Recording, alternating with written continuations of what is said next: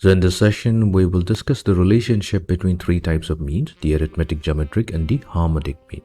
So let us suppose that we have two positive numbers. It's very important. Both numbers are positive. The numbers being A and B, and A, G, and H represents the arithmetic, geometric, and harmonic means of the two numbers. Then we know that the arithmetic mean of A and B, that's given by A plus B divided by 2. Then we have the geometric mean. The geometric mean will be simply square root of A, B. And then we have the harmonic mean. The harmonic mean of A and B will be 2 times AB divided by A plus B. So this is known to us. Now, property, we will check out the property that the arithmetic mean is going to be greater than the geometric mean. And then geometric mean is going to be greater than the harmonic mean. Means the arithmetic mean is going to be the largest and the harmonic mean is going to be the least. And the geometric mean is going to lie between both the arithmetic and the harmonic mean. Okay, to begin with, first what we'll do, we'll consider A, and from it we are going to subtract the geometric mean. So we have A minus G. This will be equals to, we have A plus B over 2 minus G, which is square root of AB. So let's combine the two terms on the right hand side. So our common denominator will be 2. We have A plus B minus 2 times square root of AB. Now we can rewrite A, the first term, as square root of A whole square. B can be also expressed as square root of B whole square minus 2 times. Now since A and B are both positive, so we can have 2 times square root of A multiplied to square root of B whole divided by 2. Now the moment we write it in this fashion, then A minus G will be equals to square root of A minus square root of B whole squared in the numerator divided by 2. Square root of A minus square root of B whole square, that is the expansion of A plus B minus 2 times square root of AB. Now we know that square root of A minus square root of B whole square, this is always going to be a positive number. Since it's a positive number, so we can say that this entire expression is going to be positive. So we will say that A minus G is going to be greater than 0.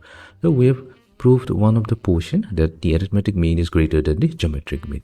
Now if we have the scenario that if A is equals to B, then we can say that A minus G will be greater than or equals to 0, provided A is equals to B. Only then.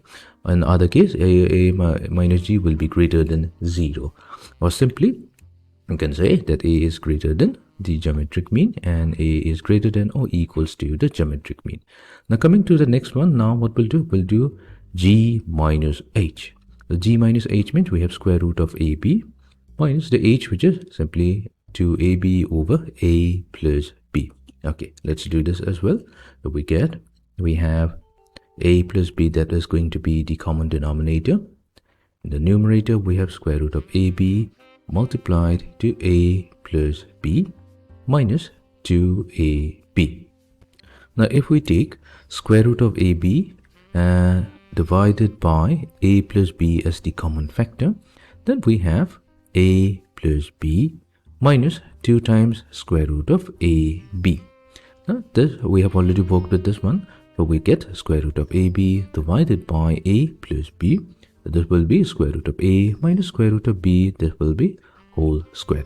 Now since this is always a positive number, and therefore we have G minus H, and it's already mentioned that A and B are positive in nature. So that means square root of AB divided by A plus B. So it's not going to be 0, but it's going to be greater than 0. Now we have G minus H also greater than 0. And only when A equals to B, then this expression is going to go to 0. So then we'll get the equality G minus is greater than or equals to 0. But this implies that G is greater than H, and the second one implies G is greater than or equals to H, provided A is greater than B. Now if we combine this particular condition with this condition, then we finally get that the arithmetic mean is going to be greater than the geometric mean, and the geometric mean is going to be greater than the harmonic mean, with the condition that if A is equals to B. If not, then we have A greater than G greater than H, or else.